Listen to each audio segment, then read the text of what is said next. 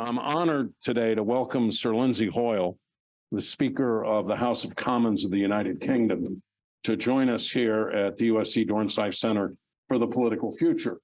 I think you're the 158th Speaker of the House of Commons, although the origin of that role with a different title stretches back to the year 1258.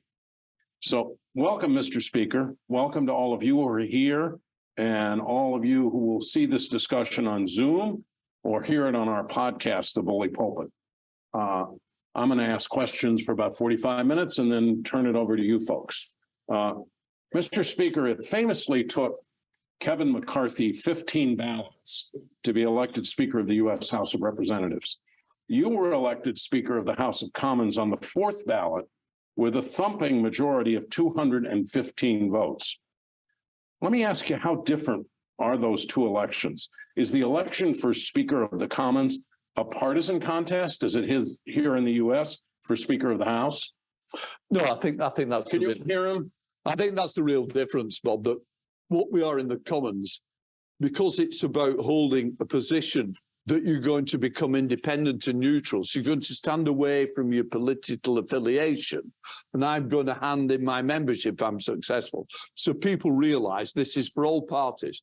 This isn't organized on party lines. And for once, the whips of the political parties are not involved, or they claim they're not involved. Let me say that. So the answer was, I've been the deputy speaker. I've been there for 9 years. So I'd had the longest apprenticeship in history. Only the king had a longer apprenticeship than I did to get his job. But it was about that job not being partisan, far from it. It was about my ability to sell myself to all the political parties. And it was 50% plus one, and I became the Speaker. And that's how it worked. And I've got to say, completely different than the system you've had here.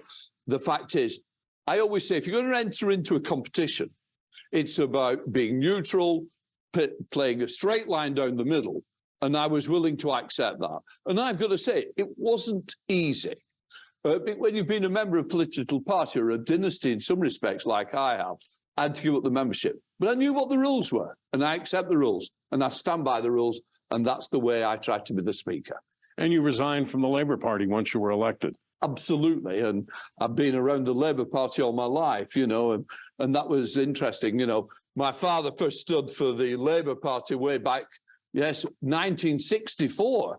And I was that child of a 5-year-old delivering election leaflets. So I knew what it was like to be in a part of an organisation called the Labour Party. I was that child Labour. And I'm going to tell you, I was very unsuccessful. My father didn't get elected.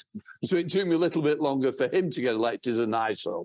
But there we are. But 215, a margin of 215 votes is a lot more than 50% plus one. It is, and it's just how the votes were stacked up. The one thing I would say, and I'm not arrogant, far from it, I try not to be, which is unusual for politicians. What it's about is about knowing the database, working on your data, and trying to analyse it. I'd had the marginal seat. I came in the Labour victory in 1997. I'd taken off a Conservative Member of Parliament. He'd been there for 18 years. My seat was never a natural Labour seat, but it's where I'd always lived. And what I knew is that keep good data, work hard, campaign, find where your votes are, you can get elected. So when I decided to stand for Speaker, we'd already analysed where we thought our votes were, where the majority was. So we knew that each round I was always in front and I never fell behind. And we just knew it was just a matter of tipping it over, and we tipped it over without thumping majority. So I asked you on the way over, and I think it'd be interesting to tell them, when you run for re-election, and there's a general election in Britain in 2024, as there is here, you don't run as a member of the Labour Party or as a member of the Tory Party. No, I've got an unusual title. I stand as Speaker-elect. So it's actually the Speaker's Party in that sense. So I'm going to stand as the Speaker and hopefully the good people of Chorley, because I'm the MP. I'm still a member of Parliament. I've still got all my parliamentary duties to do representing the constituents of Chorley. And they're the people that have elected me, so they'll always come first. So I will go to them. I will stand as Speaker-elect and hopefully they'll re-elect me. Then I will go back to Parliament where I intend to stand as Speaker again. So the question is, people keep saying, are you going to stand? The answer is absolutely. What are the powers of the Speaker of the Commons? And can you describe some notable interactions between MPs and the Speaker? People think the Speaker's more powers than they have. Hello, is that better? No. Okay, let's go. Okay, is that all right? Is that working? No, okay. Right, so that's gone. Hello. No, that's gone too now. That's gone. We'll just keep shouting. Over it. So the fact is that people think we've got huge powers. I have got powers, don't get me wrong. So in the morning, I have a meeting where I will decide if there's bills going through. I will decide on the amendments that are placed before Parliament, so I will select amendments. We have a thing called urgent questions, something that's very relevant, very topical. I may decide to grant an urgent question that means the Minister, Secretary of State, has got to come and answer to Parliament. So those are the powers that I have. I have control of the chamber, but I don't set the agenda. That is for the government to do. But what I have then is I control who speaks, how long they speak for, and that's my power. Misbehaving MPs, which I don't like using, I have the power to throw them out, and that's quite significant. I don't like doing that. I've only ever done it once, where I threw 2 members of Parliament out at the same time and during Prime Minister's questions, but that is the power of the Speaker. And why do I not like doing it? Because not only do I throw them out, they also lose pay. So for a week, they're without money.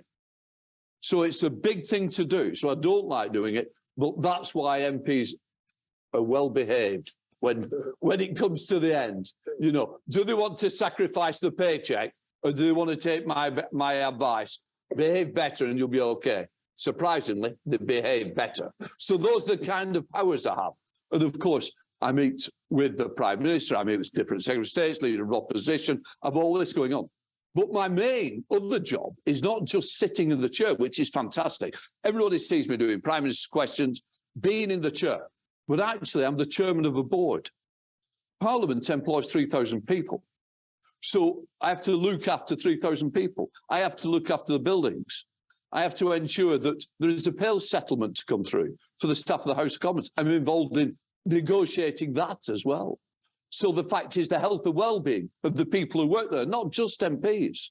There are lots of other people that work there. The staff of MPs, the staff of the House of Commons, have all got to be looked after. These are the powers that I've also got to. And the other one that keeps me awake at night is the security of the House of Commons, is ensuring that, don't forget, we've had 2 MPs murdered. The fact we had a terrorist attack on Parliament. Those are the worries I have.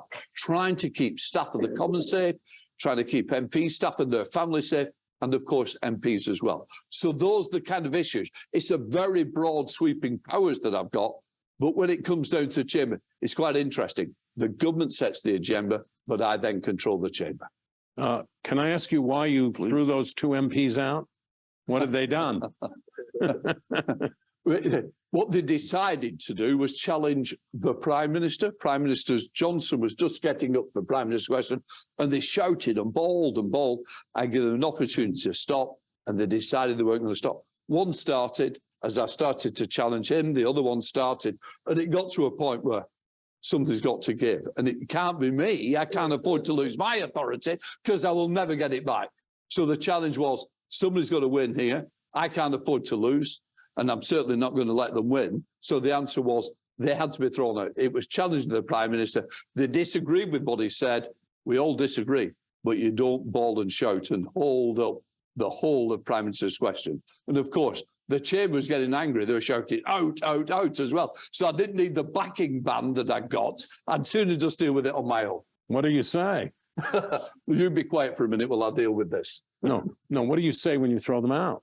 I just said, look, I'm going to name the honourable gentleman, and I said I will deal with it at the end of Prime Minister's questions, and I'll read out the script of what I am doing to them. So the House of Commons, and I've been there, is often debating chamber, especially, but not only during Prime Minister's questions time, which you just referred to. This is, again, very different from the United States, where a president, with the historic exception of Abraham Lincoln on one occasion, never directly answers questions in the Senate or the House chambers or in front of committees. What are the virtues, as you see them, of the way the House of Commons regularly calls the leader of the government, the prime minister, and other cabinet ministers to account? That's about scrutiny. That's about holding the government to account. Absolutely right. And you've got to be able to ask the questions. The prime minister is the prime minister of the country. We don't have a president, we have a prime minister. And it's about Parliament. He is a member of Parliament. He is part of Parliament. And the fact is, the prime minister, he should be, and quite rightly, accountable. And what we have is 30 minutes of questions, or some might say 30 minutes of theatre, because it's those MPs' chance to shine on international television when they ask the question. Some will ask something local because they recognise there's an election coming, they need to get the votes in. Others will go, some will have handout questions by the whips, which I would never advise, but that would be my personal advice. Think your own question up, make your own mark, deal with what you think is appropriate. And I think it's the best form of scrutiny that each day a Secretary of State will be held. The Secretary of State has to do a full hour. They do an hour of questions. Some they will know, some they won't know. Same with the Prime Minister. He will know who's going to ask a question, but he doesn't know what the question is. So he's got to do a lot of homework. And I've got to say, with this Prime Minister, he does a lot of homework. He tries to answer the questions thoroughly. He tries to give a substantial answer. He doesn't fly it. He doesn't try and wing it. He really works hard to give an answer to the MP. You may not disagree with his answer, but at least he works politically hard to ensure there is an answer coming. So it's a tough gig for a Prime Minister. It really is. The scrutiny's on, the heat's on. If you ever look at the House of Commons chamber, you've got the Leader of the Opposition on one side, and the Prime Minister on this side, and they have a box in front of them called the dispatch box. Ever look at the dispatch box? It's so worn with whoever is the Prime Minister, they're always rubbing at the dispatch box. It's so worn away, where the opposition is not got the same wear and tear. It's much easier to ask a question than what it is to answer them. Yeah, and if you're a leader of the opposition, you can decide what topic you're going to ask or focus on. You can do that without the prime minister having any idea of what it's going to be. And you can sometimes ask him about things that he may not be or she may not be entirely prepared for. And that's right. The prime minister gets 6 questions, and the 6 questions to the prime minister. What's interesting is it's the leader of the opposition that's going to ask 6 questions. Does he ask 6 in a row, or does he want to break it to go do 2 sets of 3? And my view is I think it's more effective because the prime minister is all geared for that last final question. And if you go on the same subject, he's got into his run. He's got the answers. He's built up the answers. And he's waiting for that 6th question when he knows the leader of the opposition can't come back. And he will absolutely try and throw the knockout punch in to deal with the leader of the opposition. The smart thing to do is maybe ask 5 questions on one and change the subject completely on the 6th. Give a soft question, something nice that the Prime Minister can't disagree with. It really flows them. So there's tactics that can be played. And of course, the leader of the SNP, who are the 3rd biggest party, they get 2 questions as well. Every week, 2 questions from the SNP. And what I try to do, and I brought in a system that we've got smaller parties, the Liberal Party, the Nationalist, the Welsh, Plaid Cymru, they are also a small party. The Green Party has 1 MP. So I tried to do it on a proportional representation that gives them a chance to also ask their questions as well. So they might come once every 3 weeks, 4 weeks for the Liberals, and it might be 6 weeks. But I make sure that there is a guarantee that even the small parties will get a chance to hold the Prime Minister to account, because that's what it comes back to, accountability. So you talked about the security of Parliament, the 3,000 people that you have to be concerned with, the buildings themselves. Where do you live in London? In the House of Commons. So I've got a slight interest as well. So I literally live, if you think of Big Ben, I live virtually under Big Ben. So I've got to tell you, It's not midnight that keeps me awake. It's 2 o'clock for some unknown reason. It's 2 strikes, not 6, not 3. Historically, the Speaker has lived in Speaker's apartments where we hold receptions, we hold dinners, visiting heads of state. Speaker Pelosi came. We had a big lunch for Speaker Pelosi when she came over. And I host events within Parliament. So I literally have the staterooms and I live above that. That's where my office is. And that's where my team are all based in Speaker's House. So I've got to say, it's not a bad address to have in London. What is the address? House of Commons. SW1A.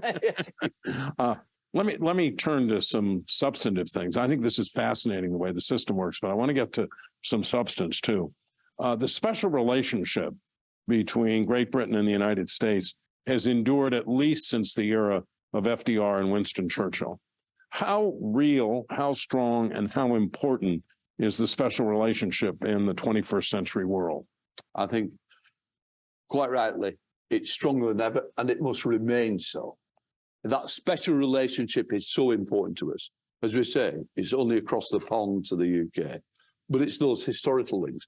But it's the links that we stand shoulder to shoulder. Conflicts around the world. Who are always going to be there? Who are going to be at one? It's going to be your country and our country. And that's so, so important. Where would Ukraine be if it wasn't for America and the United Kingdom? Where are the rest standing up? Yes, there's a lot of talk. Yes, some support. But the reality is, it is that strong support for each other that we stand shoulder to shoulder against the aggressors in Russia. And it's the right thing to do. And when I believe that we are on the right, when we stand together, it's because we believe in the sovereign rights of other countries. It's because we believe in democracy. That's what holds us together. And we certainly stand against those countries who do not believe in our values. And nothing should ever, ever divide us. We should always be united. Yeah, we might have the odd fallout. Who knows, might be a bit of a problem on a trade deal. But when it comes to the big issues, we are one. In defence, in support of each other, in technology transfer. When it came to our new nuclear submarines, it was with the help of the design that you gave us, and it's our design specialisms that we hand back. And it's so, so important that we keep that special relationship. Because in the end, the might of China, if we aren't as one, we will all be divided. We've seen it in Europe. Who would have thought, as you said, it goes back to Churchill at the Second World War, that we stood shoulder to shoulder on different conflicts all the way through. And quite rightly, because we do not believe in aggressors. We do not believe that despots who do not believe in our values should succeed. And it's so, so important that we continue to work together, we continue to support each other, and the special relationship should stay in place and must remain in place. And that's why I had a very special relationship with Speaker Pelosi. We built on that. We built on knowing each other, getting to know each other and supporting each other. And yes, you've got a new speaker, and we will meet and we will get together. And that's what I will always say, because I believe in the two countries working closer together. Wherever we can, I will be there to ensure we do that. Hence why I wanted to be here today. I just want to show you my feelings for your country, the importance of this country, and the value that I place upon it. Party discipline is much higher in the Commons than in the U.S. Congress. Yet before you were Deputy Speaker and then Speaker, as a Labor member of Parliament, you disagreed, for example, with the Labor government on an issue like tuition fees, which until then did not exist for English students attending English universities. Can you talk about that and about the permissible parameters of dissenting from what the government of the day wants when that government is your own party? Well, I think it's about having a bit of independence and having the strength and the backbone that if something is wrong, you don't support it just because somebody tells you to support it.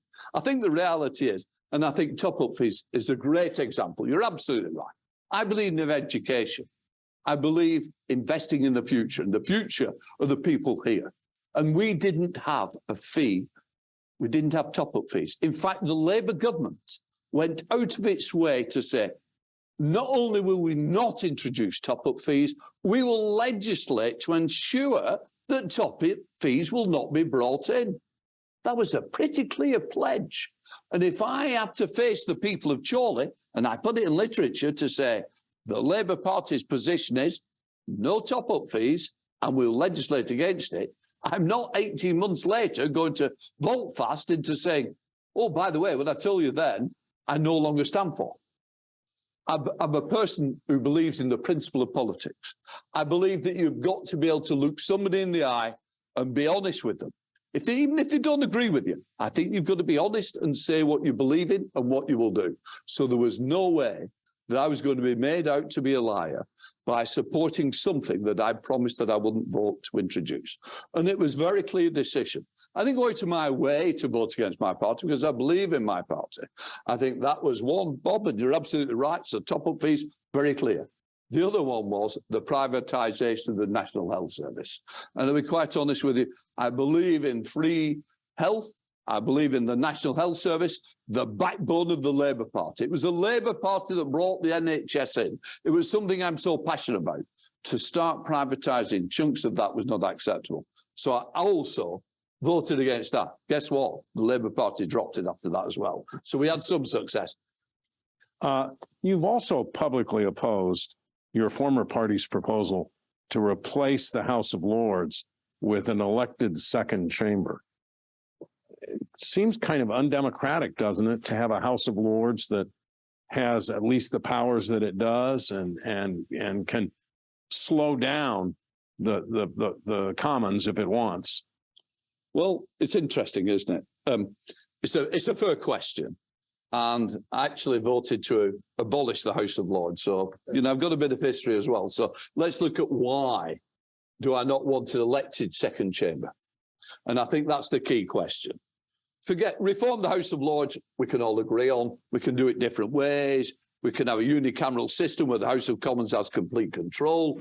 But actually, what we've got at the moment, to put an elected chamber in its places, who has primacy? The House of Commons or the House of Lords? They then both become elected. So one house is challenging the other house. And of course, as we know, one house could be elected one way, the house could be elected the other way. Business never moves. You end up with a lockdown, and that will be fatal. When your government, which is Parliament, is elected, they are the decision makers. They're the ones that decide what the policies will be and what the future of the country will be, because we've been elected. What the House of Lords will do is reform bills to take out the parts that don't work. They will then send it back. But in the end, they recognise that supremacy is with the House of Commons. And that must always remain there. But if you have an elected chamber, they're quite rightly going to say, we have a mandate from the people, so we are not going to support your bill. We're going to block your bills. And nothing happens. Nothing moves forward. And that's the reason why I certainly don't want a second elected chamber. What I will have is reform of the chamber, or let's have a unicameral system, but certainly don't give opposition to the House of Commons, because in the end, we have the sovereign right. We are elected. We are the ones that decide what the future of the country is. I don't want some of the chamber chipping in down the road. Two elected chambers blocking each other? Exactly. Sounds kind of familiar to... I didn't want to hurt too much. You have another job. You've been a member of the Privy Council since 2013. What is the Privy Council? What does that post entail? Very good question. So a Privy Council, it's when Her Majesty was there, I was created PC, a Privy Councillor. So basically, when legislation goes from the House of Commons, it's got to be signed off by the Privy Council. The Privy Seal is applied, and members of the Privy Council are asked to turn up. I'll give you an insight. It's quite interesting that when I was sworn in, and it was with Her Majesty the Queen, I came there, and the bills, there are no seats. You were all stood up. Bills don't take long to get passed in there. It's a pretty quick way of getting bills through when you have no seats. And of course, the other thing that Privy Councillors do, when Her Majesty died, the new king has to be sworn in. And the Privy Councillors are invited to witness the new king being sworn in and signing the acceptance to become the monarch of the country. So those are the kind of things that a Privy Councillor do. Really, to be honest, it's rubber stamping outside, but also information is shared on Privy Council terms, so you can be briefed at a higher level because you're a Privy Councillor than being a member of Parliament. So it gives you an insight into areas that you won't be told about. So if we take information on Afghanistan, as we know, as we go around all different issues around, I will be briefed as a Privy Councillor at a much higher level than a member of Parliament. So it's that insight at a different level of government. Yeah, you briefly mentioned trade when you were talking about the special relationship. What are the prospects on either side for a trade deal between the United States and the United Kingdom? I'm very disappointed, I'll be quite honest. The first thing I wanted to do was ensure that my wish was for the first trade deal to have been signed was between the two countries. Special relationship, let's have a special trade deal as well. It didn't happen. Where do I think it's going now? Nowhere at the moment. Lots of talk, lots of meetings. But the reality is that you've got an election coming, we've got an election coming, and nobody wants to be held out on whether it was a good deal or a bad deal. So I just don't see anybody moving forward to after the next two elections, one for you and one for us. I think then we've got to sit down, get it sorted, get this deal done. If we can't get a trade deal done, who can? So let's get on with that. But I recognise I don't think there will be much movement till the next election. You were also pretty eloquent about Ukraine.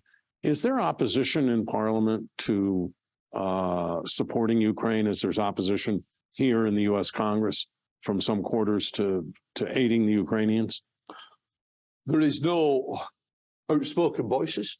I've got to be honest that we had the president in a week ago. He came to Parliament to speak to us. And Westminster Hall is a huge hall. It's where the Queen was laying in state. And the fact is that not many people can fill that. President Obama could do it. Nelson Mandela could do it. The Pope did it. And I've got to tell you, the presidents of Ukraine did it. And what showed was unity, because it was the House of Lords, House of Commons coming together, and we filled it. I have never seen or witnessed an applause like it. I led him in. As we walked through the door, everybody was cheering, clapping, just wanted to be there for that moment. It was one of those special moments that says, I was there. I witnessed it. And people will talk about that who was in that chamber that day. And we absolutely filled Westminster Hall. Was there a division? No. And I was so surprised. If there are, it will be a whisper, because they certainly are not speaking out. People are so supportive, because this is Europe again. As I say, I hark back to the Second World War. We've witnessed what happens with people who are aggressive, the fact that they believe they have the right to invade sovereign countries. You cannot afford to lose this.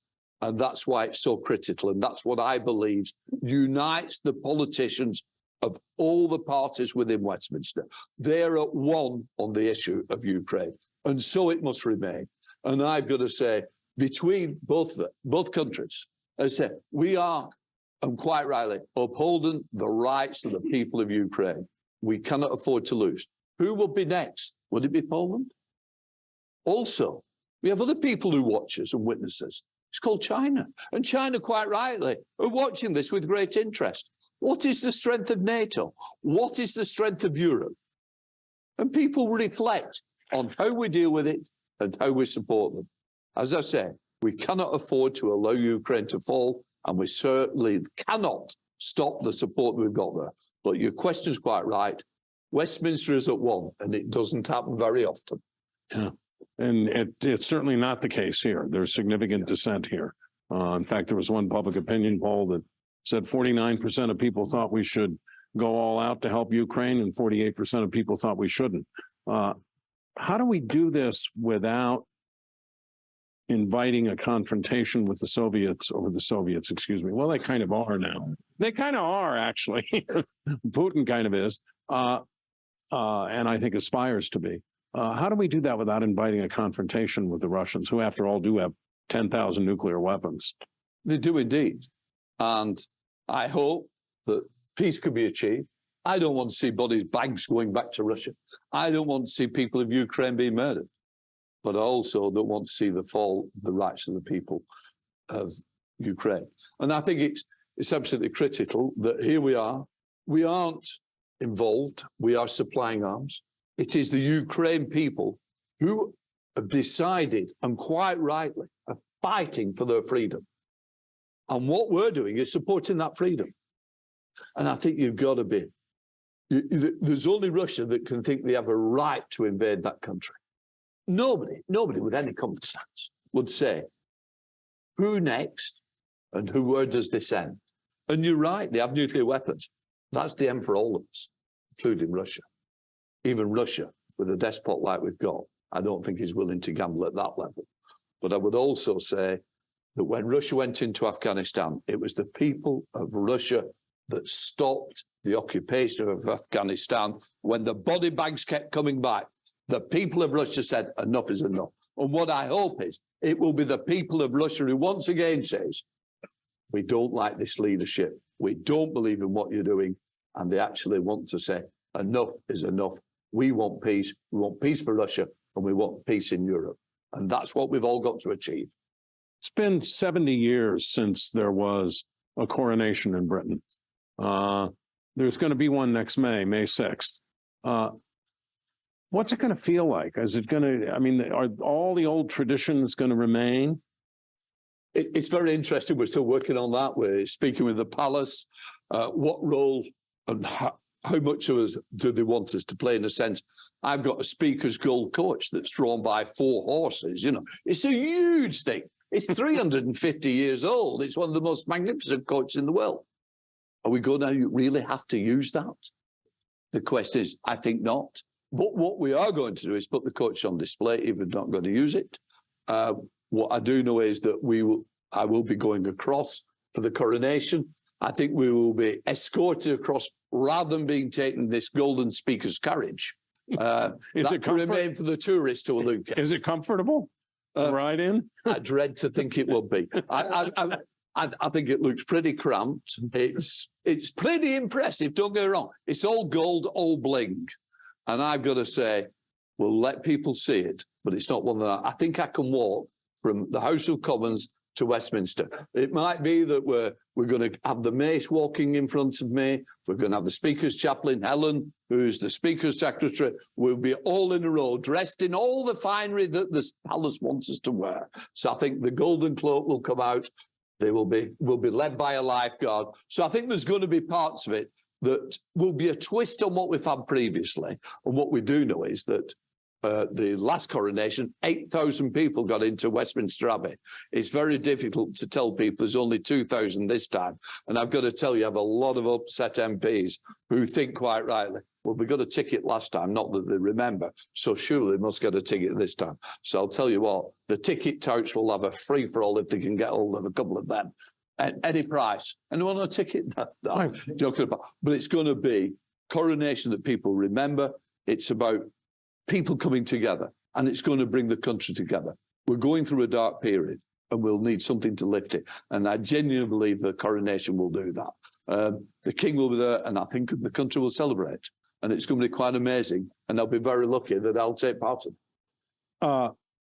So Westminster Abbey holds 8,000 people, but they only want 2,000. No, it did for the coronation of a queen. They put scaffolding, they put levels all the way up. Health and safety, you couldn't even dream of doing that in these days. And it's down to health and safety. We know who to blame for this, but it is about keeping people safe. So literally you can get about 2,000 people on the floor. And that's what it's been. And of course, visiting heads of states will be coming from every country. So there ain't many tickets left over. Yeah. To go back to Parliament, when you were elected Speaker, you pledged that the House of Commons would change for the better, that you would conduct yourself in a transparent way. What did you mean, and what reforms did you take to realize those pledges? Well, I think, first of all, the transparency is about the thing called the commission, the board that I chair. It's about knowing what we discuss. People never knew what we were discussing, and they never knew what the answers were. And part of was opening that up to be more transparent. Also, actually, allowing the trade unions within Parliament who represent the staff to actually come to each meeting to say what their issues were, what their problems were on behalf of staff. That never happened before. So that was part of changing that, making sure that my door is open. It's open to anybody who works in Parliament. What I say is, if you've got an issue, you've got a problem, come and see me. Don't moan, don't talk about something outside. Come and see me in my office. And mine's a very open office that staff come in, staff can come with the problems and issues. I wanted to make sure of that. Also, it was about ensuring that we change the culture within Parliament. That is proving slightly more difficult, but we are certainly working on that. I certainly want to believe that if staff have a problem, that they've got somewhere to report it to, that they shouldn't work there in fear. I want that they can come and see me. We have an independent way of reporting incidents that take place so that people don't know who's reported it. That is all new. We've signed that all off. We've established that way forward. And that was critical. Also about the health and well-being. I've got to tell you, the pandemic played a major toll on everybody, whether you're a politician or whether you worked in Parliament. It was about having support of health and well-being. We set up better health and well-being. We've grown that. We've got nurses on site. We've got a doctor on site. We've got all the facilities I need. The mental health facilities are there to support everybody who works there. As I say, with 3,000 House of Commons staff, 650 MPs, we've got the staff of MPs to look after. So we've got a big number of people. It's a big organisation that I've got to try and look after. So what I wanted to say is, look, this is my job. It's going to be open. It's going to be transparent. I'm available. I'm going to do the best by Parliament. I want people to say, if you've worked in Parliament, when you leave, by the way, it's a great place to work. I want everybody to be an envy of how we treat people who work in the House of Commons. That's going to be my signature to the end. Was during the pandemic, and of course it's, I keep saying that people say, I'm over the pandemic. The problem is the pandemic may not be over us. Was wearing masks around the parliamentary estate a big controversial issue, or did people just do it? Well, the question it's a very good question. The fact is that how do we keep Parliament working? Because I was determined that Parliament must continue. We're in the middle of a pandemic. It was very easy to say to MPs, that's it, Parliament's closed, come back in 6 months. Somebody's got to hold the government to account. And what Parliament's about is having accountability. And without Parliament being up, that would never have happened. So what I wanted to do was, Parliament doesn't change easily. 1,000 years of history doesn't get turned over very easily. The fact that we still write on goatskin on the covers of documents always tells you that we don't change very quickly. And of course, that we still use Norman French tells you that life's not changed very quickly. And we'd have to go back to 1066 for the introduction and all that. So when I said Parliament must continue, but not in the way that we can have everybody in Parliament, to try and cram in all those MPs in the chamber, that you cannot get 650 MPs in the chamber. You can only get about 450, and the rest are all crammed either upstairs or up the gallery, up the steps, wherever you can be, you'll see MPs all crammed in. Well, during the pandemic, I couldn't do that. So we said, we've got to do remote working. What we're going to do is have the opposition leader, the Prime Minister, a couple of whips, myself, Helen and Clark's. That's all we're going to do. And we're going to run Parliament remotely. And we managed to do that within 48 hours. The fact that we will still speak French, Norman French, but actually we achieved something that was fantastic. So we literally went to remote working. And the fact is we were going all around the country and they were having MPs holding the government to account, asking Prime Minister's questions. And we got even so successful, I introduced remote voting. Well, I've got to tell you, remote voting, it was wonderful. MPs were thinking for themselves. Nobody was telling them how to vote. Who would have thought that MPs could think for themselves? It was brilliant. The whips came to see me. I had a delegation of the different political parties. Mr. Speaker, we can't have remote voting. We've got to stop remote voting. We don't know they're going to vote. So they managed to have a bit of free thinking, and we stopped the remote voting. It really did work. So what we then went to, where you could actually assign your vote to a whip who will vote on your behalf, or then the other thing that we brought in because we used to have the system where you had to give your name in and they put a line on an iPad through your name, and it took forever. So what we then went to is just a bit like scanning at a supermarket where you scan a can to tell you how much it is. So literally you get your pass and you just walk through, touch it, and you vote it. So we speeded up the voting system. We could separate people. So we managed to achieve that as well. And it proved that we can do things when we have. I've got to tell you, I am very, very lucky with the House of Commons staff. They were amazing during the pandemic. They made things happen, things that they weren't ever expecting we'd ever see in our lifetime. We did, as I say, 48 hours, we were fully operational. And that's thanks to the staff.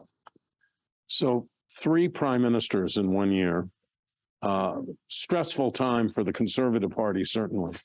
Was it stressful for you as this whole process went along? It's interesting. I always say 2 monarchs, 3 prime ministers, 4 chancellors, all in 3 months.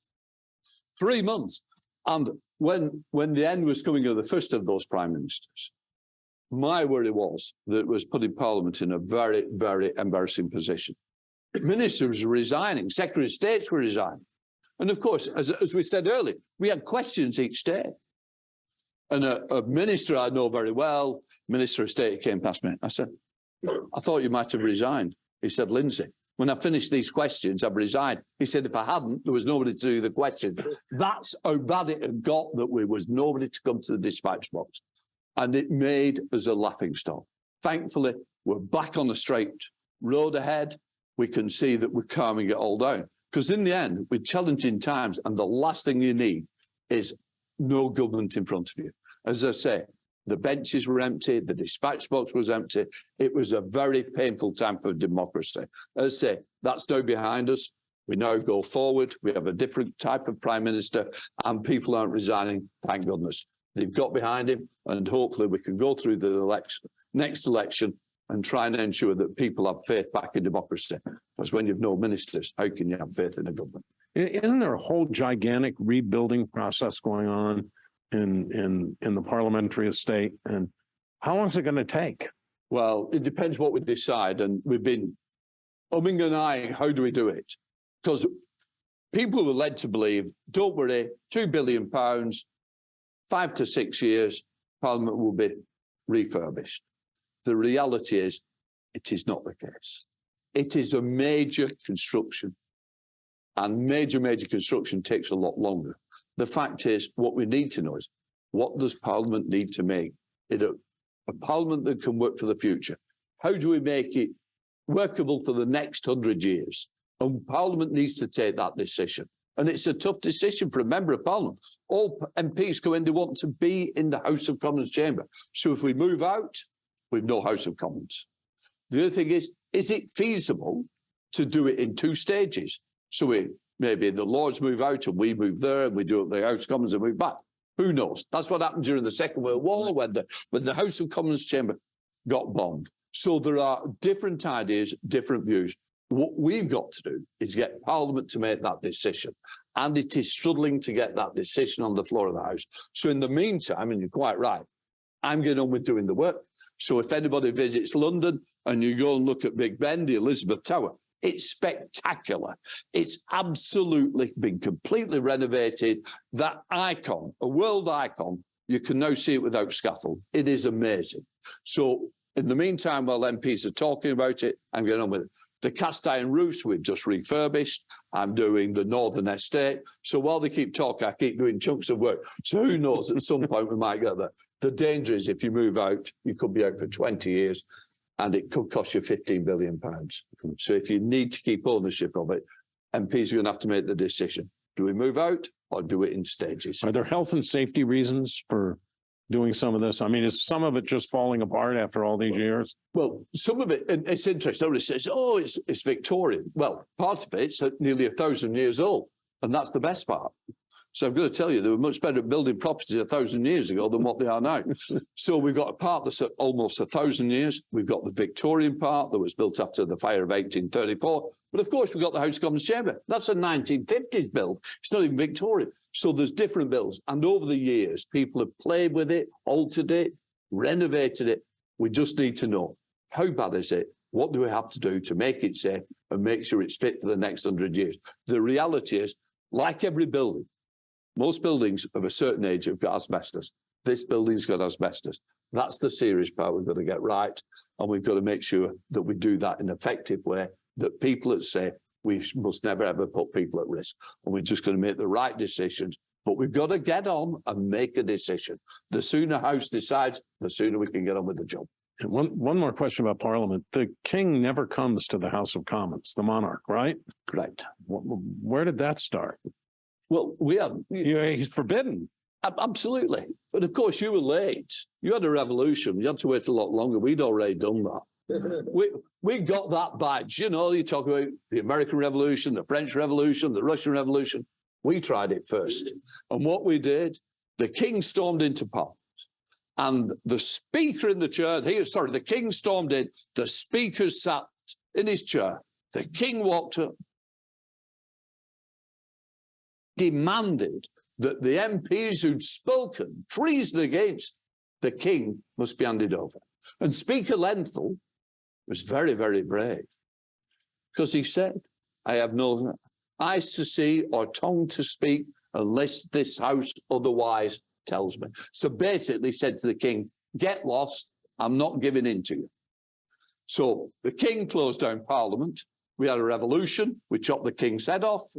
We reminded him that he can't come into our House of Commons. This is how we behave. He went away. Of course, it didn't quite work out. Cromwell's son didn't have a good experience in Ireland, which we've still got the problems today, thanks to that. But what we did have, the royal family came in, and the deal was the king never comes into the House of Commons. He doesn't come to the chamber. So he waits in the House of Lords. He sits on his throne there, but he's not allowed up our end. Nope, you've got to stay down there. And when it's time for the Queen's speech or the King's speech, which the government writes. Yes. The King doesn't write it, the Queen doesn't write it. The House of Commons processes to the House of Lords. Does indeed. And I'll leave that procession down. The big question that's always is interesting, of course, Speaker Lenthal never lost his head. And surprisingly, Speaker Lenthal didn't sign the death warrant for the king either. So he must have said, well, you saved me, I'm not going to do this to you. But I've got to tell you about the Speaker. People always say to me, when you're elected Speaker, why is it they pull you to the chair? That's quite historical. Really, you want to run to the chair because you've just been elected Speaker. But the idea was that 7 speakers were all beheaded. So it wasn't a comfortable job. So you didn't want the job. So you had to be pulled because nobody wanted to possibly lose their head. And of course, the most famous of those was Thomas More. You know, the writer of Utopia. Thomas More was there, the cardinal. He was the man that lost his head along with many other speakers. So it wasn't a good job to have in history. I've got to say, thankfully, they don't do it very often these days. One final question from me, and then I'm going to turn it over to them. You were first elected to your borough council at the age of 22. You defeated an incumbent conservative councillor. And then you got elected to Parliament in 1997. What advice would you offer students who hope to enter politics at a young age? And what advice, if any, did you receive? Very good question, because, look, if you want to make a difference, you've got to be inside. LBJ was right. It's about peeing out of the tent. What I say is, look, think about it. You want to make a difference, get involved in politics. And people say, oh, it's boring. It's not boring, because actually you can make the difference. You can change things. Do it for the right reasons. Believe, have the passion, whether it's at local level, look at what you need in your community. Look how you can help people. Or whether it's on the national stage, look what you can do there to support your country, making lives better. Policy is about helping people, trying to change it for the right reasons. And I always say to people, if you've got passion, use that passion. Get involved, make the difference, be part of a political system, join a team, get involved with a party, make the difference. When you say, well, they won't listen to it, yes, they will. You can do it. You can achieve things. You can actually pass laws that benefit everybody. You can be part of that legislation. You can be in there. And I always say to young people, don't be frightened. Get on with it. and do it. And I always worry about democracy. Democracy is only as good as the next generation that's coming through. And we've got to bring people through. We should have no barriers to anybody who wants to get into the political system. I always want to support young people. I want them to get involved. And I'm passionate about making sure that we have a healthy democracy in the long term, not the short term. How'd you decide to run as a 22-year-old against an incumbent councillor who was of the other party? Well, he was a high-flying Tory. In fact, he probably could have easily been the next Tory candidate. And I lived in the village, and like a village, they didn't think I could win. So they said, oh, let him have a run. Don't worry, he can't win it. The problem was I did win it because we got the young people to vote. We got everybody excited. We can make this happen. You had to be 21 to stand. So I got elected at 22. My worry was I was the youngest councillor for years and years and years. And when I left to go to Parliament in 97, believe it or not, I was still the youngest, one of the youngest councillors. I said, this will never, ever happen again. I went out and recruited lots of young people. I got Young Labour up and running in Chorley, and my record has been broken 5 times. We've had 3 19-year-olds being elected into Chorley Council because I was determined. I'm not ageist, but young people need that voice. And I got them in there. And I certainly believe it's been good for Chorley. And the one thing it's proved, that young people have got the energy, the charisma, and they can make things happen. Okay, I think I'm going to open this up to questions. Do we have a mic that we're... They don't seem to work. Well, yeah, go ahead. Hello, thank you for coming to speak to us today. My name is Dale Wilson. I'm a third year. And as I'm here, we're members on January 6, 2021, here in the United States, we experienced an interruption on our nation's Capitol building. And you mentioned that one of your biggest concerns is the safety of the House of Commons and all the staff people working there. And I know, at least for me and my family and everyone we know, that was one of the scariest experiences and threats to American democracy that has happened in my lifetime. Of course, made worse by the elements of white supremacy that were interlaced in the entire event. And so I'm curious about your perspective on the reaction by our leadership to the incident on January 6th, what your opinion on how we reacted to it is. And then also, given the political climate in the United Kingdom, could anything like that ever happen there? And if it were to ever happen, how would your leadership react? Lots of questions. Let me try to take it straight. First of all, Capitol Hill was a worry for me. It was a worry for democracy all around the world. And as in Brazil, we've seen it again. So the first thing I did was speak to Speaker Pelosi and show our solidarity. This should never happen. How could it happen and why? When I began to look at the security report a couple of weeks after, I wanted to check those failings that happened there, would they happen within the Westminster Parliament? I'm going to say, hopefully not. And I don't believe it would happen. Have I got procedures in place if there was a mob heading there? Yes. Have we got somebody to phone to respond to it? Yes. And we can learn a lot from what went wrong. What I would say is that I don't believe politicians would inspire or support mob rule to attack the home of democracy. What I'm bothered about is that you could have a mob on something different that tries to challenge by storming Parliament. And that is always going to be a worry for all of us. So it's about having standoff. It's having the support of making sure you have the people that you can call on to put the protective ring around it as well. And what I'd say is, am I comfortable? If anything keeps me awake at night, it's security. And I've got to be honest, it keeps me awake. We have lost 2 MPs. One to terrorism, lone wolf. The other to a white supremacist, lone wolf. And if anything at the moment is more challenging, it's the white supremacists. They worry me. They have great concerns. neighbouring MP was going to be beheaded on the street by a white supremacist who wanted to be gunned down by the police. And murdering a member of parliament is not acceptable. Nobody should ever be murdered, don't get me wrong. But the fact that white supremacists believe they have the right to do this. Terrorism also is a threat. Both of them and lone wolves are our biggest threats to society because they're very hard to trace, very hard to know it's going to happen.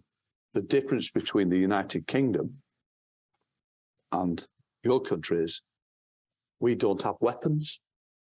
We don't have access to weapons. And that is our saving grace. And because we haven't got that, the challenge is much harder. So the challenge is that the attack that took on Parliament, it was tragic that people were run down by a vehicle, because a vehicle is the weapon of choice when you haven't got guns. So innocent people were knocked down and killed, and the vehicle ran into the railings, but they were too strong. Unfortunately, and this is where we had to learn a lot, I called a vision from the chair. So the gates opened to let the ministerial cars in. He ran into Parliament and he literally stabbed to death our policeman who was,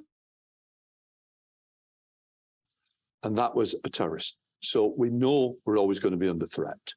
Do I believe the systems we have in Parliament are strong enough? We always reflect. We don't sit back because we think they're good. We're always looking and talking to everybody. I was with the LAPD yesterday saying, how do you deal with County Hall and things like that? And just looking at sharing knowledge, how you deal with terrorism, whether it's white supremacists, wherever it comes from, we've got to be able to defend it. And it's a real difficult getting the measures right, because I want people to access Parliament. I want people to freedom, because Parliament is the people's Parliament. So people's got to be able to come in, but I've also got to make sure people are safe. My bigger worry is that the strength of Parliament means that the threat moves. So the two MPs were not murdered in Parliament. They were murdered back in their constituency or districts. And that is the frightening part. So my security isn't just about Parliament. It's how do we protect those families and those MPs away from the estate as well. But I take it very, very seriously. And we have this major threat. And it's a threat that crosses across the Atlantic between two. White supremacists talk to each other. They work together. We banned organisations. In this country, you don't, because of freedom of speech. That is very worrying. In the same way, I'm very concerned about gun laws. Yeah. And I'll come over here next, I promise.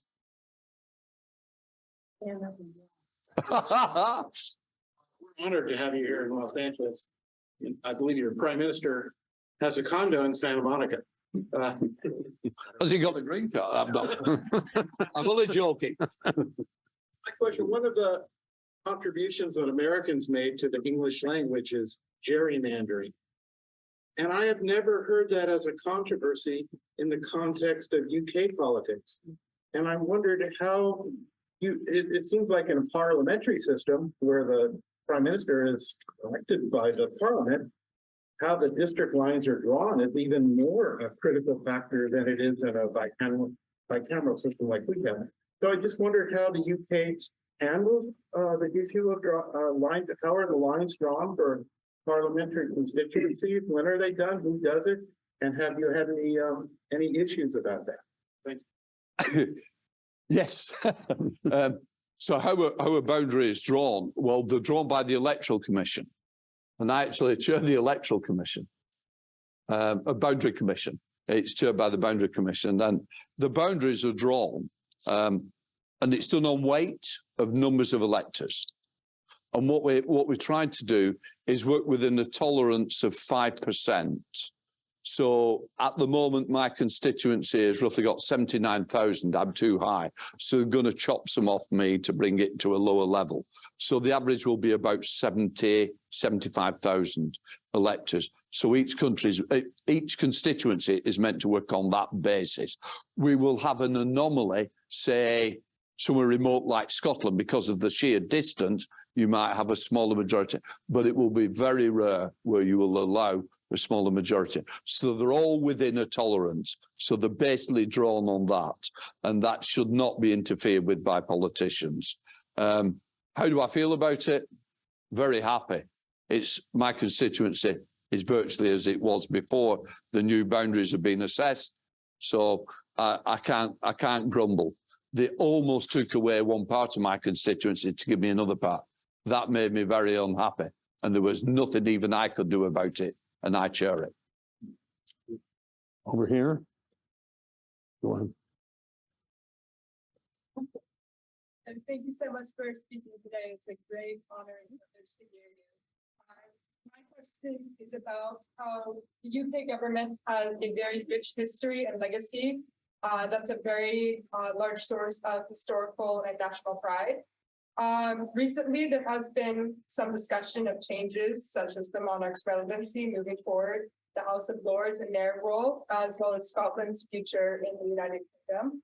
How do you see these sentiments evolving through the time to the next election and beyond?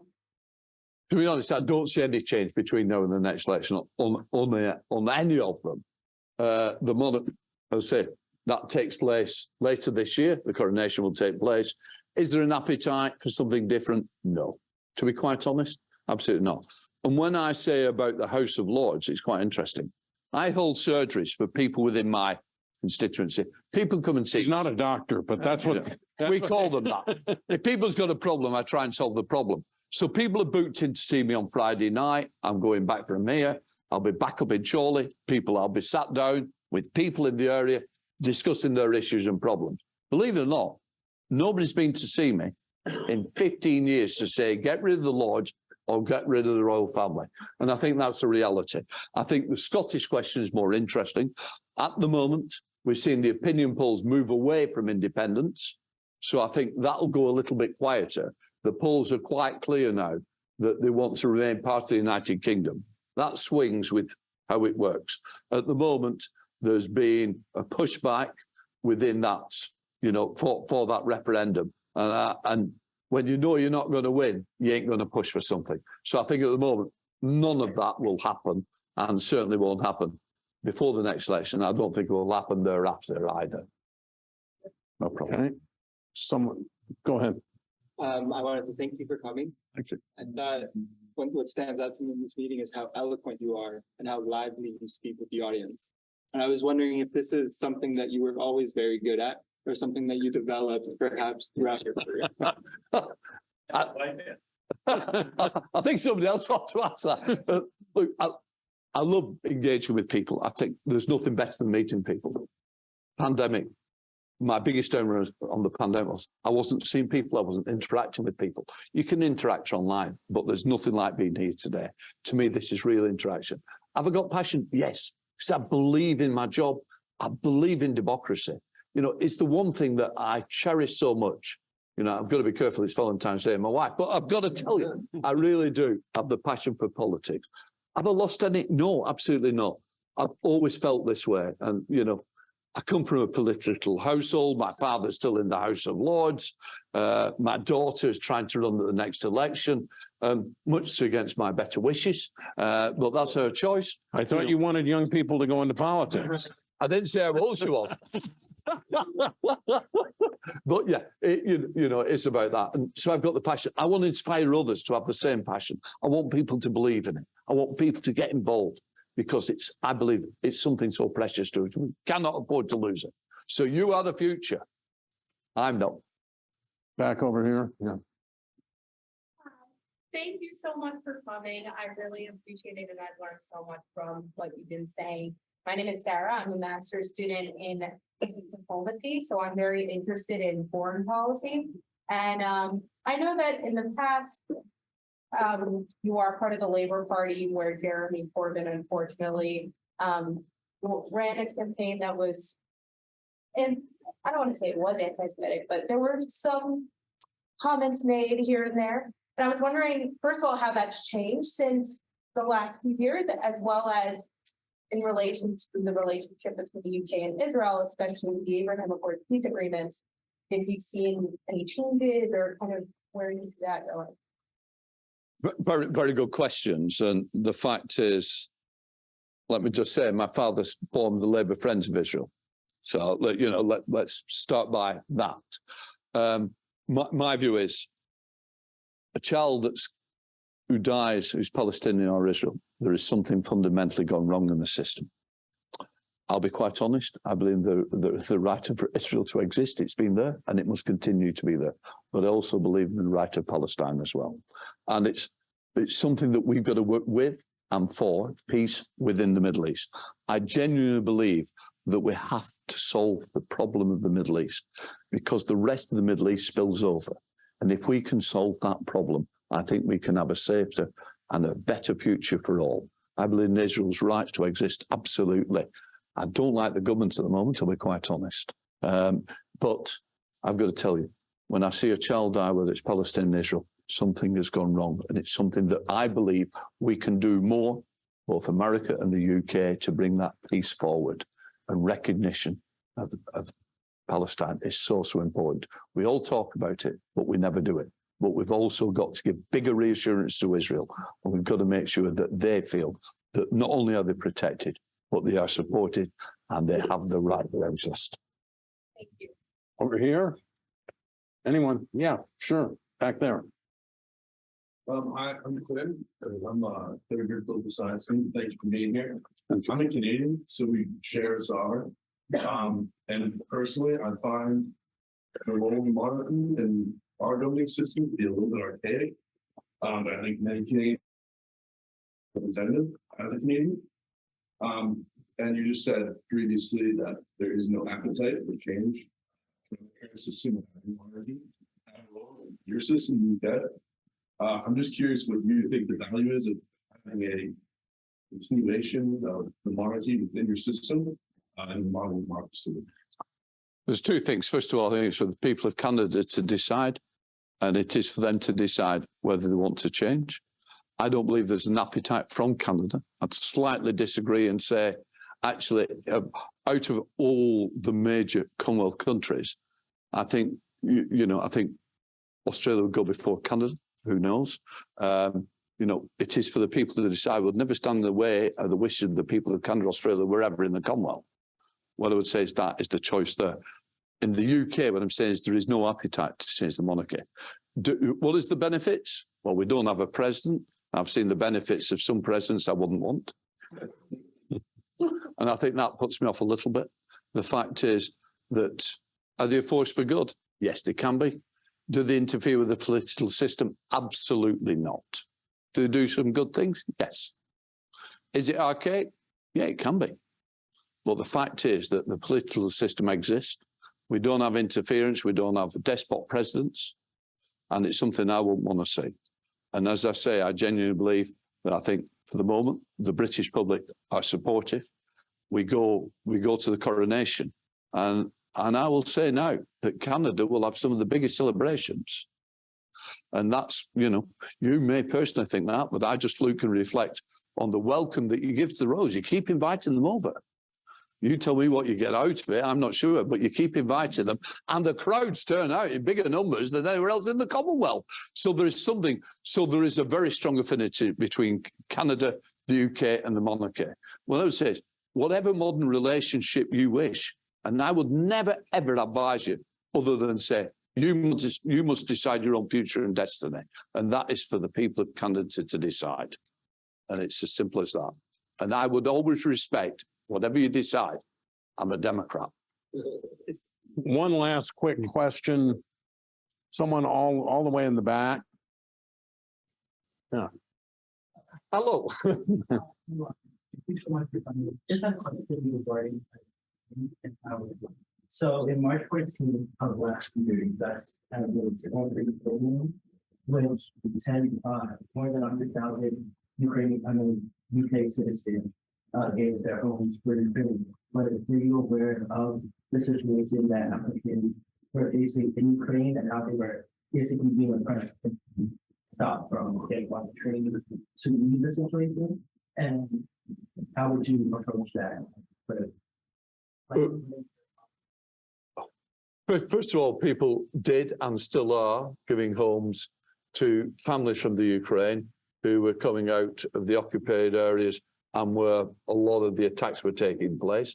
Some have gone back, but there's still a lot of Ukrainians within the United Kingdom. I'm not aware of the restrictions on travel. I'll be quite honest with that. I have no idea whatsoever. What I will say is, I will take it up though, and I will certainly ask the question when I meet up with the Ukraine ambassador. I want to thank all of you who are here, the people who are with us on Zoom, the people who will see this on Facebook or listen to it on our podcast. But I really want to thank, with actually very deep gratitude, and I think I can say this unreservedly, the person who is currently carrying the title Speaker of the House, who is my favorite Speaker of the House. Thank you.